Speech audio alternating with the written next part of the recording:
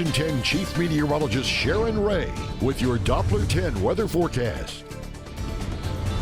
Good afternoon on this Thursday. I hope you are well. Oh, it's hot out there today, and that humidity is up. Boy, it's making it feel very sticky. As you know, in the past couple of weeks, we've had some decent rainfall. We've had those storms that came in and produced heavy rain, and it really has helped out. The newest drought monitor is great news. Take a look. This is 2 weeks ago when we still had a severe to extreme drought across a good chunk of the coastal bend. And then as we went through the past week, you can see that came down to just a moderate drought, and now the newest drought monitor, you're looking at it there, just abnormally dry, but our far inland areas are not even considered that. So we've seen big improvements here, and there's still some rain in the forecast, especially inland tonight.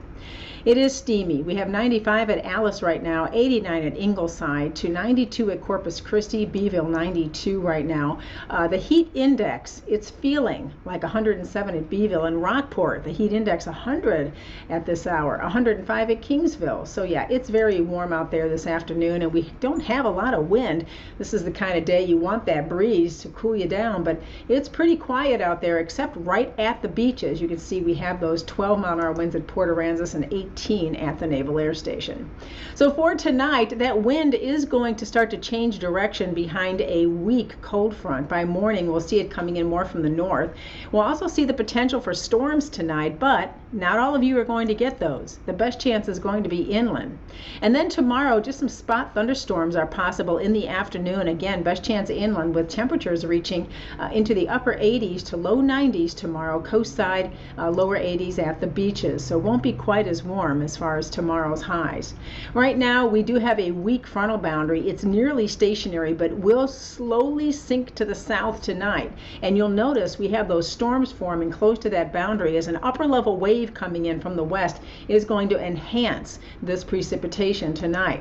With that, we'll see this cluster of storms developing and pushing south. You can see on the newest future tracker, though, the majority of it misses us to the west. However, if you live in Duval, McMullen counties, perhaps Jim Wells County, that's where we have the better chance you'll get in on some of these storms through the early morning tomorrow. And then tomorrow, we are going to see the potential of a few more popping up in the afternoon. Not very many of those, though. Again, a lot of us are going to be missed by the rain, but those that do get the rain, we'll have some pockets of heavy rain, especially late tonight. The Storm Prediction Center does put our inland areas where we do get the storms tonight in a slight risk of severe storms with damaging wind and large hail, the main threats. Right along the coast, that chance is much lower. Potentially, too, there could be some heavy rain with some of those. You see those blobs of purple and red? Those indicate 2, possibly 3 inches of rain. But in general, if you live closer to the coast, you'll probably be missed by a lot and won't see as much rainfall as you will inland, where you get under the stronger storms.